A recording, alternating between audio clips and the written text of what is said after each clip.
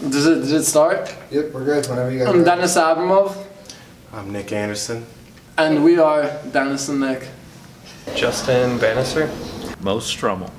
It's Aaron James. Where you're from? My name is Roberto Galindo. I'm 20 years old and I'm from Rockland County, New York. My name is Kai Jang. Age before beauty. Age, how old am I? Pretty old. What's my name? I think you better Hell do no. your dad. Yeah, you better do your jacket. I'm little. My name is Lou Fleming, and I am Did you pretty see old. Rachel's baby? Hey, I'm 71. 71. Yes. Where are you from? no, it's a boy. Where am I from? This is all after Here. they said. Now or It's only before? 5 months, so it's not Now I'm from Altoona, Pennsylvania. Wait, Ron James, look at 48, the arm up. Altoona, Pennsylvania.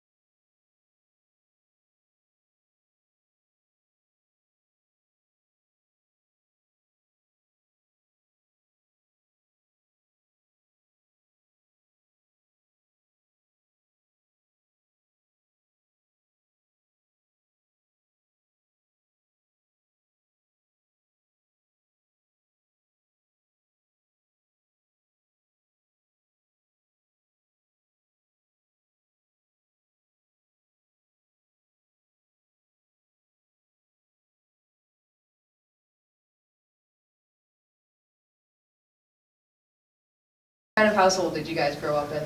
Middle class, pretty nurturing household, but my parents did get divorced, so that was fun. Always. No, okay, so we're gonna transfer over to Dennis Abramov. Oh. Thank you for sharing all that with us. I know that's difficult for Yeah.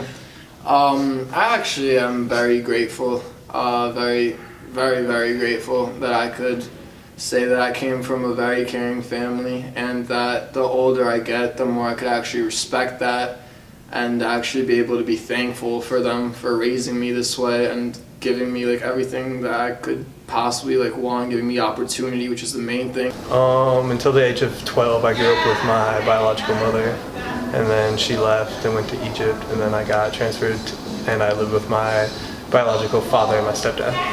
My parents were divorced when I was young, so sort of a split household. Very nuclear family. It was literally my parents, myself, my sister, and our dog. So that's like the definition of nuclear family. I grew up, I had a father, mom, and a sister. Both my parents are police officers, so it wasn't too strict, but discipline was something we grew up on.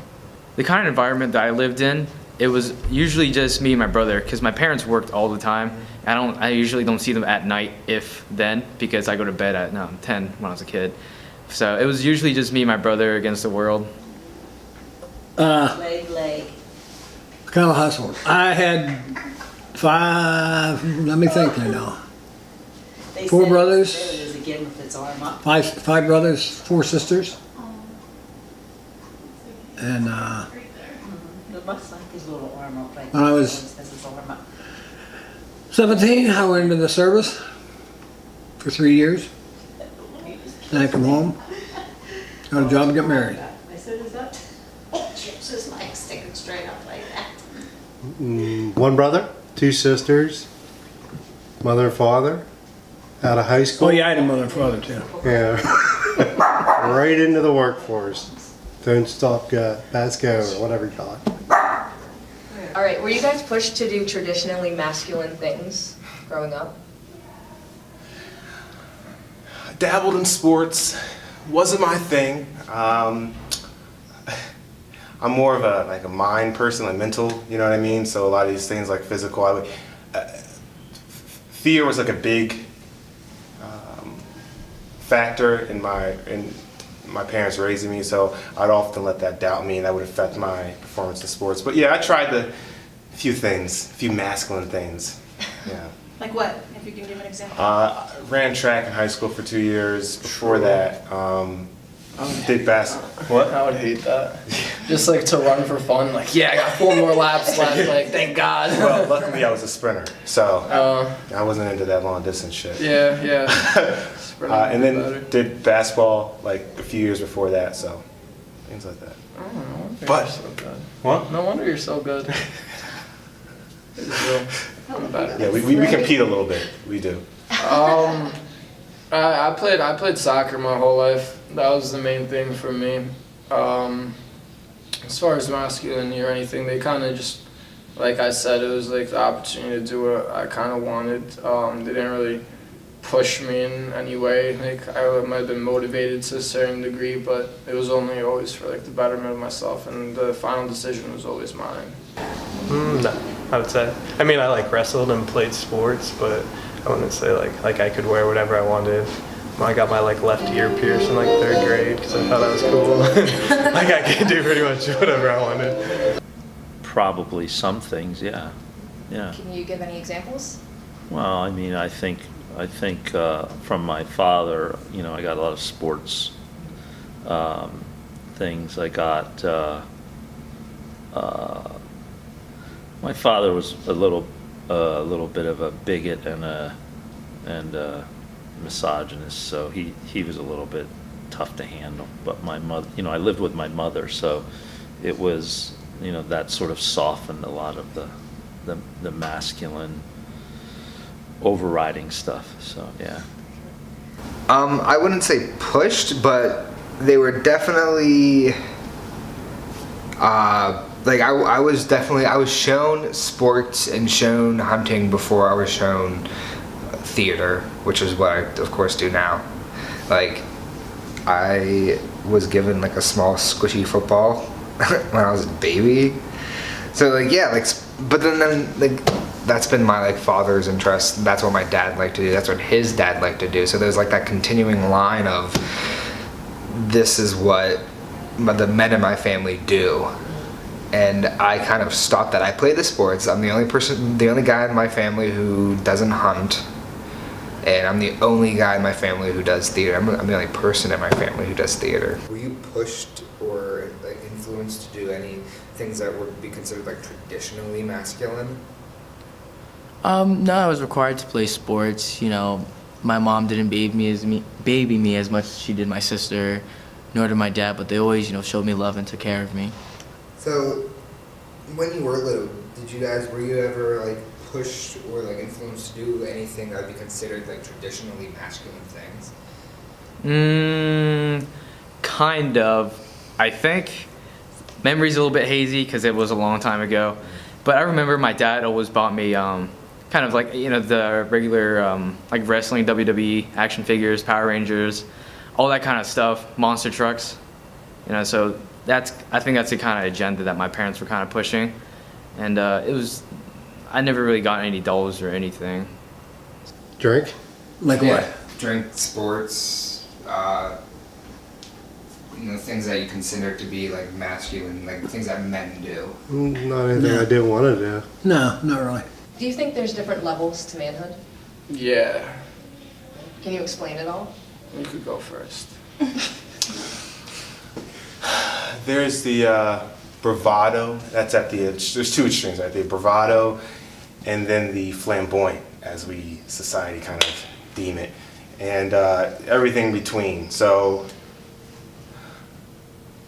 I don't know. Like you're saying, like, are there different types of it? Yeah. Like you can have some guys who are like, but I think it all stems from like the insecurities people have, what they grow up with, the traumatic experiences they go through, and how they were measured as a human being throughout their life, Different externalities, environment, like upbringing, it definitely affects you, because the way I was thinking about it when you initially said flamboyant versus whatever the other one was, I thought of it as either you are or you want to perceive it, or like give off the perception of it. I see a lot of that where people like react to how they're they think that they're expected to be reacting, you know what I'm saying? Like a lot of people like put on like a facade, like a role. Right. Like this is what people expect from me, this is what I am, rather than just being. And I think that's like one of the biggest, like toughest things in life is just to be yourself and to have like be comfortable with it and in any environment. Like, Do you feel like that puts you on a different level of manhood from someone that might have been pushed to do masculine things? I don't know if it put me like on a different level of manhood. I'd say like it made me like more open to levels of manlyhood. If that makes sense, I don't know. Can you think of any opinions, or do you have a memory that you can think of that was directly influenced by masculinity?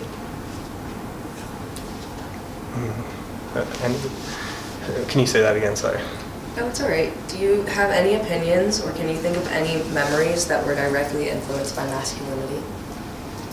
Like something that you did, like as a kid, maybe, just because you're a boy. I mean, like growing up, like younger years, I was like the typical, like I had blue stuff and like, I know all that from like videos of baby showers and stuff. And other than that, I don't think I've made any decisions solely on my sex. Do you feel like there are different levels of manhood? I'm not sure what that means. Do you think someone can be more of a man than someone else?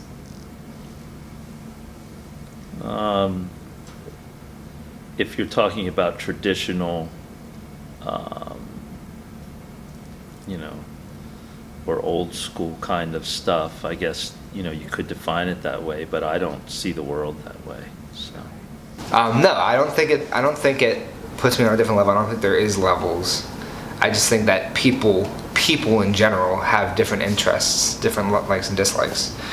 So I don't think that has anything to do with how masculine or whatever you are. Do you have any like memories or opinions that you think were influenced by like masculinity?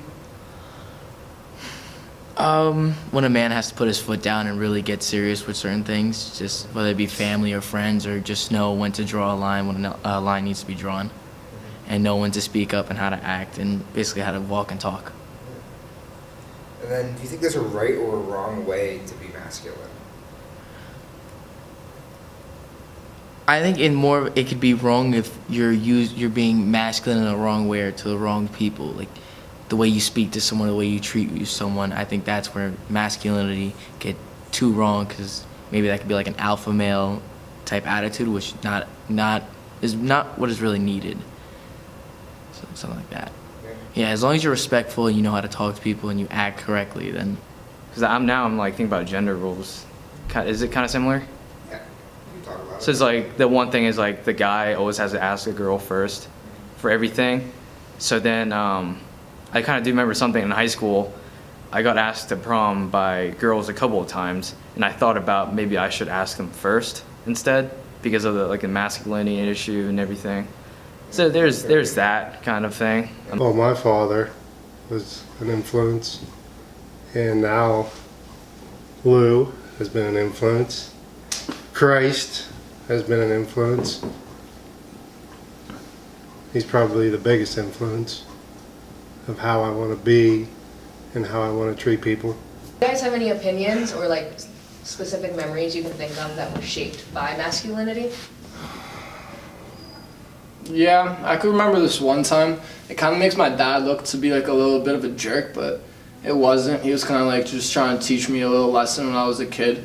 So like I was running around and I busted my knee really bad. Like I was gushing blood.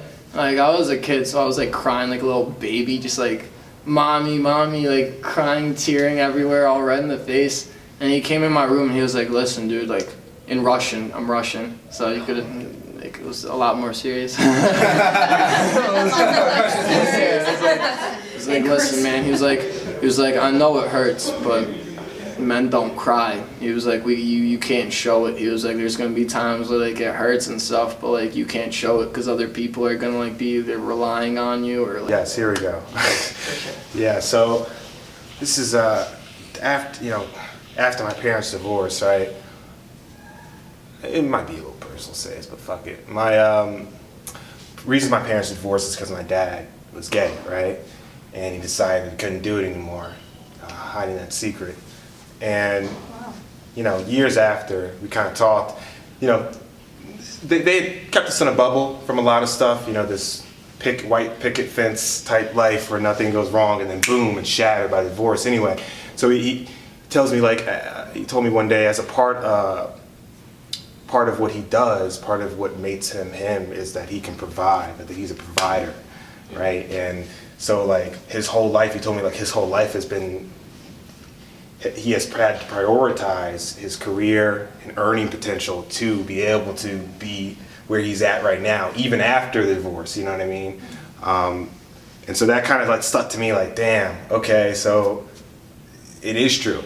You know what I mean? It is this idea of the man is provider. And I know it might seem kind of because he's a little older and all that, but at the end of the day, no matter how badly my mom talks about him, things wouldn't be the way they were. She wouldn't have been with him if he hadn't taken these steps in his career and prioritize that throughout his life. So.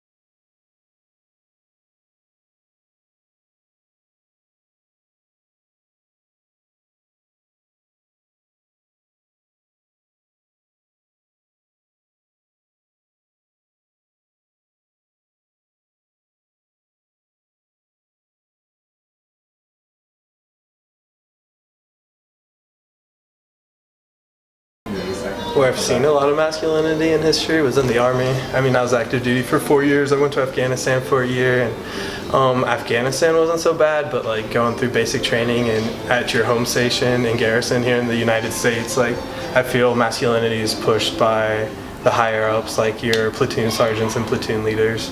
They always have this fine line of what you are and what you aren't allowed to do in order to represent the military positively. They feel if you act too feminine as a man, you aren't reflecting the Army in a positive light as a soldier. Do you think there is a right or wrong way to be masculine? No.